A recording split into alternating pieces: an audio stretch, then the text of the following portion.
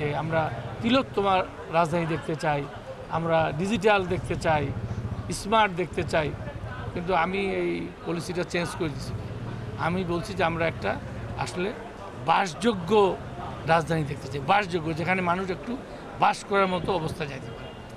এখন কি আমরা তো আর অতীতে ফিরে যেতে পারবো না? পারবো না, আবার কিছুটা পারবো।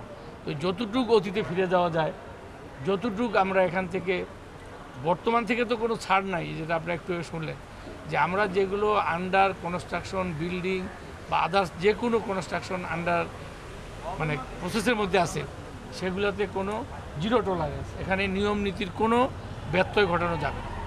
যেগুলো আগে হয়ে গেছে সেগুলো আমরা চিন্তা করবো কী করা যায়, সেগুলো একটা নীতিমালা হচ্ছে।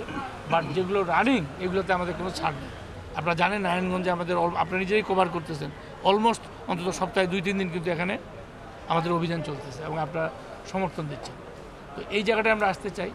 আর ঢাকা শহরে যানজট নিয়ে আমরা কাজ করতে চাই, সবাইকে নিয়ে, সিটি কর্পোরেশন, রোডস, এখানকার প্রশাসন, রাজুক মিলায়, হ্যাঁ, আমরা এখানকার এবং জনগণকে নিয়ে আমরা একটু রাস্তাঘাটগুলো কীভাবে ওয়াইড করা যায়। যদি আমার একটা বাউন্ডারি ওয়াল আছে, সেটাকে যদি আমি একটু 3-4 ফিট পিছিয়ে নিতে পারি, সুযোগ যদি থাকে, যেটা একটা বিশাল জরিমানা করব আমরা ওই বাড়িগুলোতে যারা ব্যত্যয় করে বাড়ি করছে, তাদেরকে সংঘবদ্ধ করব, তাদের সঙ্গে আমরা মিটিং করব, তাদেরকে বুঝাবো যে আমরা যতটুকু সম্ভব আমরা রাস্তাটা ছেড়ে দেন। আমরা যদি ঢাকা শহরে যদি পারি, এখানেও পারবো।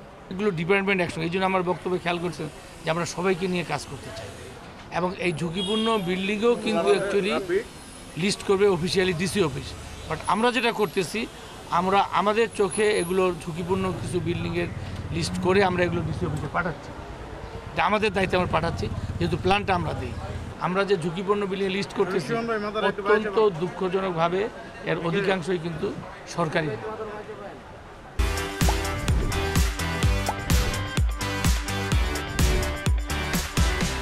আর পুরান ঢাকায় আছে দের তো, ওইটা তো অন্য ইস্যু। পুরান ঢাকা ইস্যুটা তো অন্য ইস্যু। পুরান ঢাকায় ম্যাক্সিমামই দুর্যোগপূর্ণ পুরানো বিল্ডিং যেহেতু সেটা আছে, আমরা ওখানেও কিন্তু কাজ করতেছি। ওখানে ওদেরকে আমরা বলতেছি আপনারা পুরানো বিল্ডিংগুলো ভেঙে একসঙ্গে অন্তত ছোটো ছোটো ব্লক করে নেয়। ব্লক করলে কিন্তু তারা অনেক প্রণোদনা পাবে আমাদের কাছ থেকে, বিল্ডিং করতে গেলে তারা অনেক সাপোর্ট পাবে। ঠিক আছে, সেটাও আমরা করতেছি। মানে আমরা সর্বোচ্চ চেষ্টা করতেছি সব দিক দিয়ে বাসযোগ্য করার জন্য। আর মানুষের জীবন যেহেতু সবার আগে, আমি নারায়ণবাসীকে বলতে চাই, আমরা পরিবেশ মন্ত্রণালয়ের উপদেষ্টা মহোদয়ের সঙ্গে আমাদের মিটিং হয়েছে এবং আমাদের একটা সিদ্ধান্ত হয়েছে, আমরা যৌথ ম্যাজিস্ট্রেট পাঠাবো। পরিবেশ, আমরা সিটি কর্পোরেশন সবাই মিলিতভাবে আমরা ম্যাজিস্ট্রেট পাঠাই। বলি আগে আমরা যতটুকু সম্ভব এই খাল, বিল, নালা, নর্দমা, কৃষি জমি, মানে যেটা সম্ভব, আমি অতীতে চাইতে পারবো না, কিন্তু আমরা এগুলো উদ্ধার করার চেষ্টা করি। এটা কিন্তু প্ল্যান আপনারা জানেন, প্ল্যান কিন্তু এখন অনলাইনে হয়। আমরা 1.5 মাসে মিটিং করতে পারিনি, বিদায় দেরি হয়েছে। যারা বলে যে বছরের পর বছর ঘুরতে হয়, আমি একটা কথা বলি, আপনারা বলেন যে কারা আপনারা নিজেরা প্ল্যান পাস করতে গেছেন, হয় না।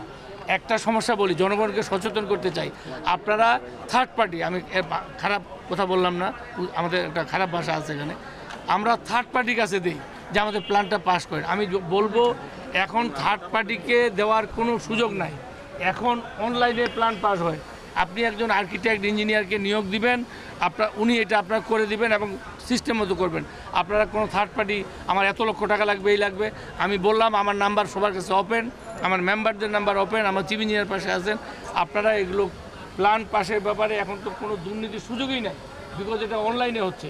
কেউ টাকা নিলেও আপনাকে মানে অন্যভাবে প্ল্যান দিতে পারবে না, যেটা ব্যর্থকৃত, আবার বিনা পয়সাও দিতে পারবে না। আপনাদেরকে অনলাইনে করবেন এবং সঠিকভাবে এটা আপনার প্ল্যানটা পাবেন। আমরা অলরেডি যারা রাজুকের বিভিন্ন অনিয়মের সঙ্গে জড়িত তাদের বিরুদ্ধে ব্যবস্থা নিচ্ছি এবং ভবিষ্যতে নিব। এই ব্যাপারে কোনো ছাড় নাই। আপনি খেয়াল বক্তব্য আমার কর্মকর্তা কর্মচারীর উদ্দেশ্যে কিন্তু এটাই বলে আসছি যে আমার এই নিয়মের বাইরে কোনো সুযোগ নেই, অবশ্যই ব্যবস্থা নেওয়া হবে। যে আমরা সবাই, যেমন রাজু প্রশাসন বা যারা সেবা সংস্থা, তারা যেমন নিয়মের মধ্যে থাকতে বলবো আমি, যে সবাই যেন আমরা নিয়মের মধ্যে কাজগুলো করি, আর যারা সেবা গ্রহীতা তারাও যেন নিয়মের মধ্যে থাকেন, তাহলেই কিন্তু কাজটা অনেক সহজ হয়ে যাবে। আমরা যদি সেবা গ্রহীতা এবং সেবাদাতা আমরা যদি নিয়মের মধ্যে আসতে চাই, মন মানসিকতা যদি একটু চেঞ্জ করি, হ্যাঁ, তাহলেই কিন্তু অভিযান নিয়ে কিছু বলবেন কিনা আগামীতে? অভিযান তো কন্টিনিউ, আজকে এভরিডে অভিযান তো শুনেন, আমি তো প্রত্যেক দিন অভিযান চালাচ্ছি এবং আমার মেসেজটা কিন্তু একটা পর্যায়ে যে আমি কিন্তু সবাই আবার আমি আজকে বললাম নারায়ণগঞ্জে আমি আসবো, আমার কথা হলো মোটিভেশন করা। আমি একটা পর্যায়ে যাই বলবো অনেকে আশায় আছে যে অভিযানটা হয়তো বন্ধ হয়ে যাবে, এটা হবে না। এই পুরা সব যদি ভাঙতে হয় আমি ভাঙবো, কিন্তু আমি চাইবো আমি না ভেঙে, আমি ভাঙলে আপনাদের ক্ষতিটা বেশি হবে। আপনারা যদি নিজেরাই আপনাদের ব্যত্যয় অংশটা সংশোধন করেন, আপনাদেরও ক্ষতি কম হবে এবং আমাদের লোকজন যে আপনাদের সহযোগিতা করবে, দেখাই দিবে কীভাবে করতে। ঠিক আছে, জি, ধন্যবাদ।